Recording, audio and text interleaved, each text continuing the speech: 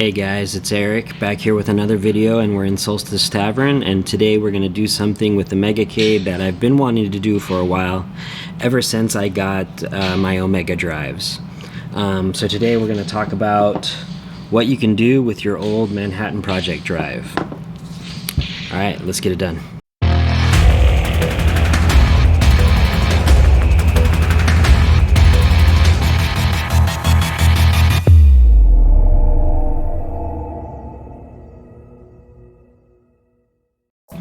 So if you were like me and you purchased separate drives to send to Dave so that he could upgrade your drives to Omega, then you still have laying around somewhere your Manhattan Project drive.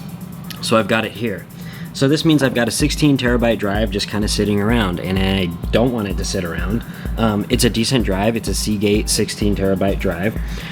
So one of the things that you can do with it is you can refurbish this drive and use it as a drive to store like Steam games or any extra files that you want in your Megacade. So that's what I'm going to show you how to do today. Alright, firstly, the things that you're going to need. Now I'm going to put this drive inside of my Megacade, but it's not going to go inside the computer. It's actually going to sit on the floor of it, kind of alongside where it was before and where the Omega drive is now. So in order to do this, you need a couple things, and I'll put links to everything I'm using in the description below. Everything was purchased from Amazon, so it's easy to get. First, you're going to need some SATA cables. Your power supply should have an extra power supply, SATA power plug on the end of it, so you won't need a SATA power plug, but you will need a SATA data cable. This is a package of 2. These are super cheap on Amazon. And I do like the shock resistant mount that they have in there, so I searched on Amazon for something similar, and I believe Jack Quimby actually linked one, or the exact one that they use, in the group before, so you can search for that if you're a member of the group.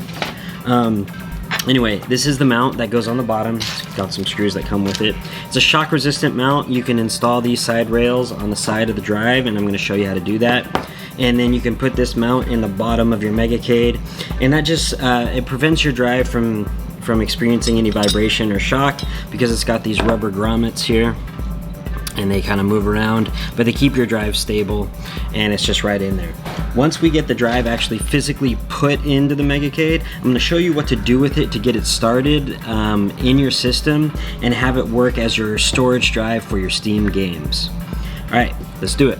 So the very first thing you want to do is you want to pull off the side rails from this, and these side rails are going to attach to the side of your drive, just like that. With the supplied screws, you can go ahead and screw them in, and they'll line up exactly, and then we can just throw them into the actual thing, but we'll mount this in the Megacade first. Anyway, that'll make more sense in a second. First step is attach the side rails to your drive. Alright, again, this is super easy. You need a small screwdriver. It comes with screws to do this already, so we're just going to use 4 of those to mount this drive. Let's go ahead and we'll dump these out.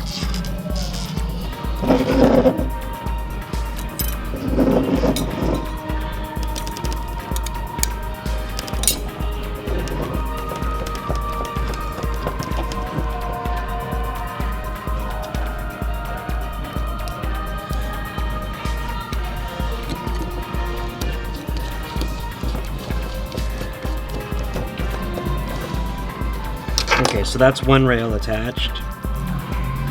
Now we'll go ahead and do the other side. Alright, we're putting the second rail on.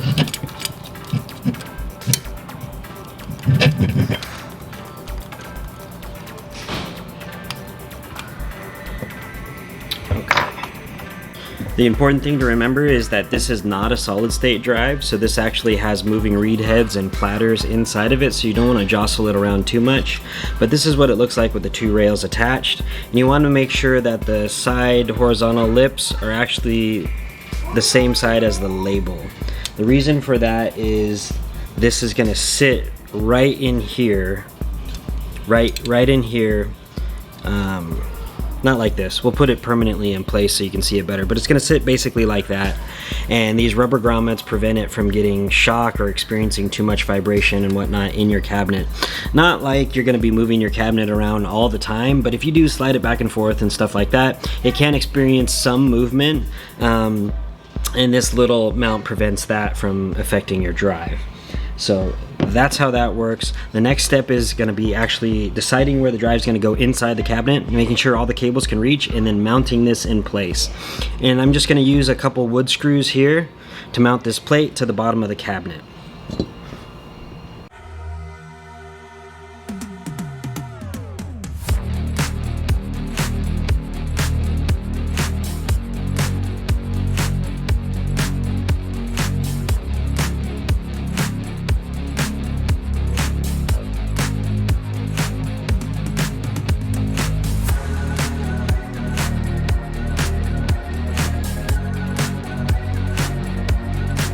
Alright, so this is what the inside of my cabinet looks like right now. You can see my 2 Omega drives actually right down there, and you can see a very similar mount to what we're going to install right there where the Omega drive is.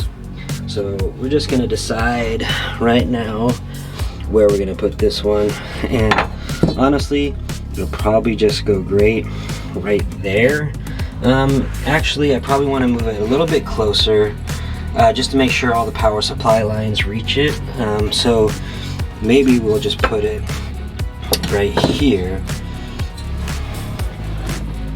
I don't know. The cables will reach over there, but that's a little close to the subwoofer, and the subwoofer does vibrate quite a bit. So I don't know if I want it there. It probably would be fine right there, but that's okay. I think we'll just end up putting it right here, and we'll just have my bank of drives just like right over here. And if we have to extend some power cables or something like that, then we'll go ahead and do that.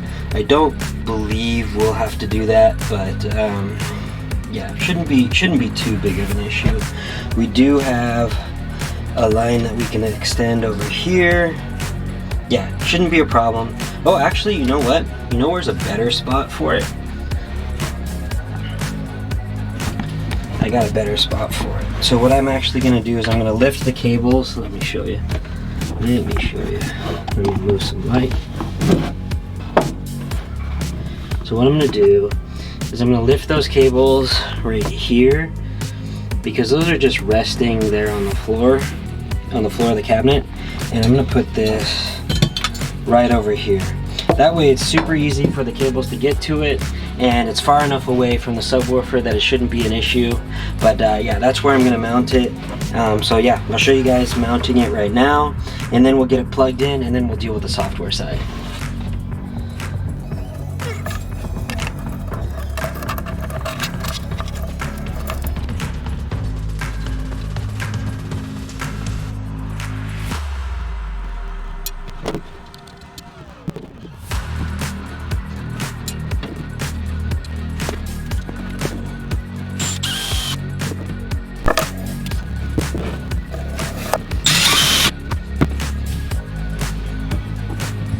Alright, let me show you guys where it's at.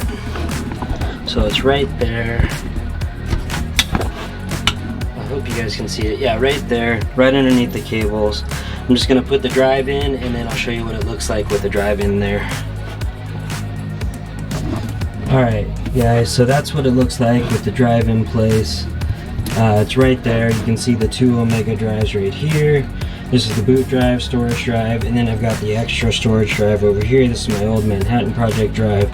Now I'm just gonna cable it up. So I have to use a power cable, and there is one available right here. This is a SATA power cable. If I can get it to focus. It's a SATA power cable, so I'll plug that in on that side of the drive, and then I'll use the SATA data cables that I purchased. I'll plug one into the drive, and then we'll feed it through here in the computer. I'll take this side off, and we'll plug it directly into the motherboard and do an available port. Pretty simple to do. I'll try and show you what I'm doing on the motherboard itself. It may be a little difficult because it's kind of tight in here, and I do eventually want to change this case, but I haven't done that yet. So let's get the drive plugged in, and then we'll take care of the software portion of this.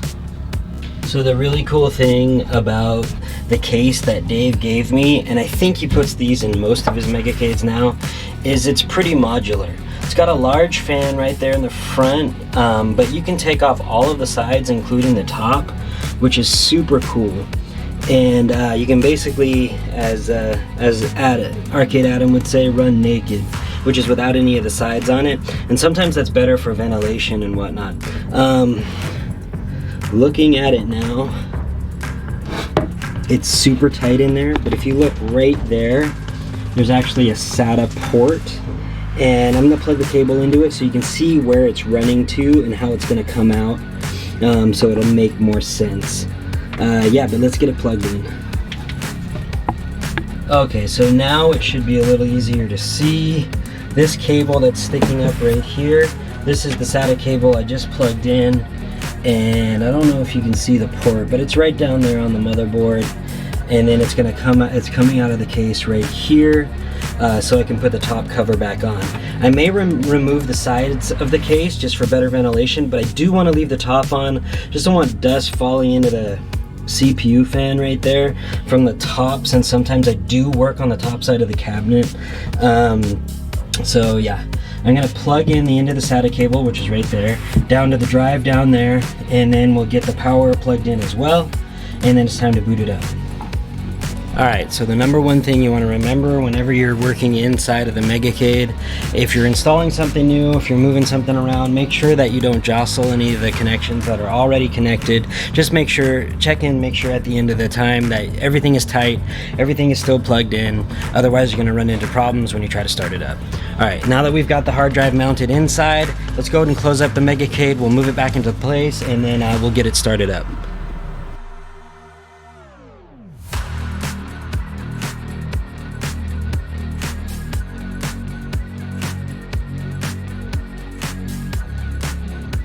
Alright, now that the Megacade's booted up with the new drive in, the first step is to make sure that the drive is detected.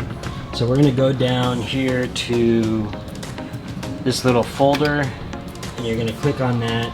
And as you can see, my list of drives there, I'll lift you up, and you're going to see one is listed as MP right here. That's the new drive that we just put in. It's actually got two partitions, two 8 terabyte partitions, because it's a 16 terabyte drive, so it's detected. And it's detected as MP 1.1, which is Manhattan Project. So we're going to take care of the management portion of this right now. So before we wipe out the partitions and format this drive, you want to make sure that you're absolutely done with your Manhattan Project drive. You want to make sure if there's any ROMs on there that aren't on Omega, that you've pulled those off and then you've transferred those to Omega, or that you've saved them someplace else. If you've got personal information or anything on this drive, you want to make sure that's all backed up and pulled off, because what we are about to do is we're going to completely wipe out this drive and we're going to change it to a single 16 terabyte partition. That way all of our Steam games will have plenty of space to be saved, and we've refurbished our old Manhattan Project drive. Alright, so I've got all my information backed up from my Manhattan Project drive. So the next thing we want to do is we want to just right click this little Windows button down here, and you'll see a menu pop up right there. We're going to go to Disk Management right there. Let me see if you can see that. Yeah, Disk Management. Zoom in right there, Disk Management, and we'll click on that. And this is going to be a tool that's built into Windows that allows you to manage all the hard drives that are connected to your system. You don't want to mess with anything that says Omega. If you've got other drives in there, you don't want to mess with those. So you're going to scroll down to Manhattan Project, and let me set you back down so I can do that here. So we're going to scroll down, and here's my two MP 8 terabyte partitions for my Manhattan Project drives. So what we're going to do is we're going to right click each side, each 8 terabyte side, and we're going to go to delete volume. It's going to ask you, are you sure? Delete this volume will erase all data on it. back up any data you want to keep before deleting, but we've already done that, so we're just going to go ahead and click yes. Now it tells me I've got 8 terabytes right there, unallocated, and we're going to do the same thing this side, and we're going to go delete volume, and then we're going to go yes. Boom. Now we've got a full 16 terabyte drive that's unallocated. We're then going to right click this, we're going to do a new simple volume, and it's going to take you through a wizard to create the volume. Next. We want it to be the full drive, so we're going to go ahead and click next. The drive letter it gives you is fine. It's automatically going to pick a letter that's not going to conflict with what you've got there, so that's okay. Just hit next, and you're going to hit next on this as well, and then finish. And there you go. Now it's formatting, if you can see right there, and the formatting should be done really quick. And you've now got a full blank 16 terabyte extra drive in your Megacade, and now we can use that to store Steam games. So now the next part we have to do is we have to tell Steam to use this drive to store all of our games. So we're going to start up Steam.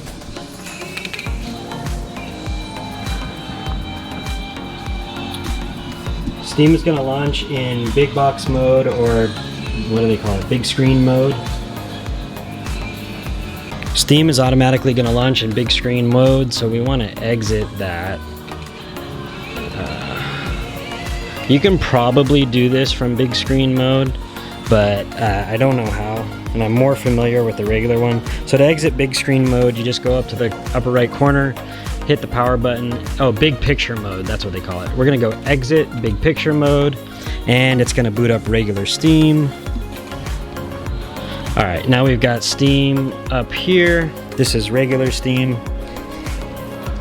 All right, now what we're gonna do, so in the upper left, right up there, you're going to click on Steam, and you're going to go down to Settings and tap on that. That's going to bring up a Settings menu right here.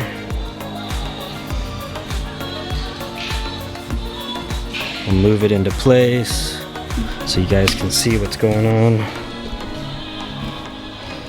Sorry for the shoddy camera work here. It's difficult to work a camera, a keyboard, and a giant control panel at the same time. Alright, anyway, from here, you're going to go to the Downloads tab, or Downloads area, which is right here. We're going to tap on that. And the first option here says Steam Library Folders, and underneath it says Manage Content for Multiple Drives. So that's what we're going to click on right here. It's going to show you where stuff is stored currently.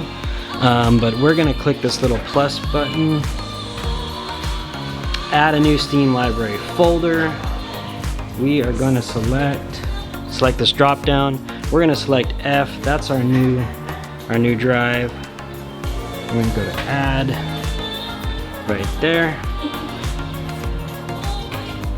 And you can actually select individual games that you already have installed, and you can move them by clicking this move down here.